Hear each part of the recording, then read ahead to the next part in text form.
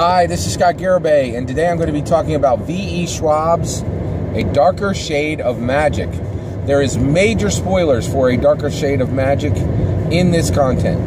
Alright, so A Darker Shade of Magic is a novel by V.E. Schwab. It is a 4 out of 5 star novel. It is very, very good. I really enjoyed it. Let's talk about it a little bit. So, this book has an absolutely beautiful setting. The setting is really the most powerful part of this book. All right, so the setting is a parallel dimension setting. So specifically, this world comes from the perspective that there are parallel dimensions, okay? And we are dealing with two specific characters. A character by the name of Kel, and a character by the name of Lila, okay? So Kel is an Antari. He is this special type of mage who, well, actually, that's his race from what I could tell. And he has this special type of magic that allows him to travel between these parallel dimensions. And where does he travel between? He travels between 4 versions of London, okay? There's White London, Red London, Gray London, and Black London, okay? So White London, I believe that's his home London, and that is this world of a very Machiavellian politics, where there are frequent coups. It's really a really dangerous world, and there's a lot of contention between. So London is like a contentious place, right? Red London is a London that has magic, right? And where magic and life are revered, okay? And then Gray London has no magic, right? And it is ruled over by George III, okay? And finally, Black London is a lost London. Black London is a London long ago, I believe, where magic essentially had been there. Actually, so let's talk about White London real quick. To my knowledge, and I will say, this is a difficult book to follow, right?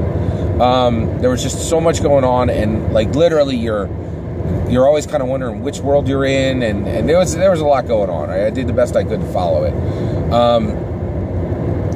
And so, you know, now I think there are definitely readers that might have a much easier time being able to, you know, catch the subtle clues that V. Schwab is putting down so that you always know what world you're in, right? So, White London is a London that no longer has magic, but magic used to be around and it had died, right? And then Black London is this fabled London, this lost London that's not even supposed to be accessible anymore, right? Now, this right there, that is the gold of this book, this 4 Londons, right? Because it really works. London is a really robust city. It has a lot of character. And just so to be able to tweak it and just to have all these different small little worlds and to be able to tell these really cool stories in these specific Londons. The book is very Victorian era, right? Overall, it's like Victorian era with magic, right? But this idea that there are 4 Londons and each one is color-coded, right? You know, Red London, White London, Gray London, Black London. It is just the best environment setup I've ever seen, right? So the setting for this book is peerless. Really, really, really good, and a solid foundation for the story that V.E. Schwab goes forward to tell, okay? Now, the main character is a character by the name of Kel, and he is, I think he's of royal blood, right? But he serves as an ambassador between these contentious factions within White London, right? But he has this hobby, this defiant hobby of traveling between the worlds. Now, there are rules. So one, in each of the worlds, nobody know. So in Red London, everybody knows that there are these other worlds, right? But they're a magical society, and it's not really a big deal to them, right?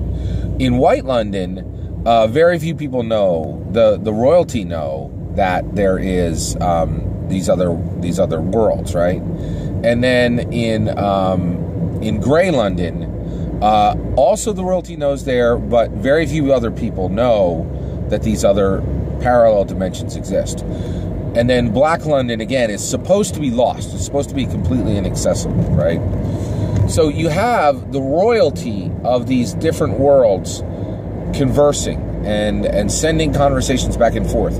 And there was an agreement between all of them that the only thing that would be allowed to transfer between the worlds was letters, right? That's all that could go between the worlds, right?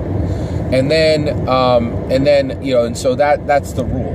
Now, Kel, one of the things he does is when he needs resources, he'll actually just carry a trinket from one world to the other and sell that trinket to, like, essentially a conspiracy buff who's right, and believes there's this other world and will do anything to get an object from the other world, even if it's like a hairbrush. To them, it's a big deal because, you know, it's from another world, right? Which, that's a really kind of cool set. And so there's really neat scenes within this where, you know, Kel is selling an item that to him is worthless, but to this other person has incredible value simply because it was on another world, right? And really, really cool concept. The idea of these multiple Londons and how, you know, and the ability for the Antari or other magicians who have the right magic to travel between them is very, very powerful, right? And by the way, this has a hard magic system, very much like a Brandon Sanderson novel rather than a soft magic system. And it's very good. It's very, very good, right? Now, Kel is, you know, a princely ambassador, and you know, and in his world, he's like really, he's considered. He gains respect because he has high magic and he can do all these things. But like any other prince, like in almost every book, they don't care about being a prince. They just want to do whatever they want to do, and really don't care about their nation or any of that stuff. They just want to run off and do other stuff. So as you can tell, I struggled with this character, Kel. I really did not. I didn't like him, right? He just seemed like a spoiled prince. And by the way, to V. Schwab's credit, she really kind of acknowledges him as a spoiled prince, right? Because one of the things he does is he's always poking his nose and doing things he shouldn't do, and you know, and getting away with it with a smile and, you know, a wink, and all of it comes crashing down, and his brother ends up being killed, right? Now, he uses black magic. He uses magic to save his brother and make his brother alive again. But in order to do that, he binds their two lives together, right? And he pays this terrible, terrible price, which, you know, which essentially allows, you know, the black magic that he's dealing with to addict him to it. He's very addicted to the power that he's using. So he's dealing with addiction to the magical power that he's actually using.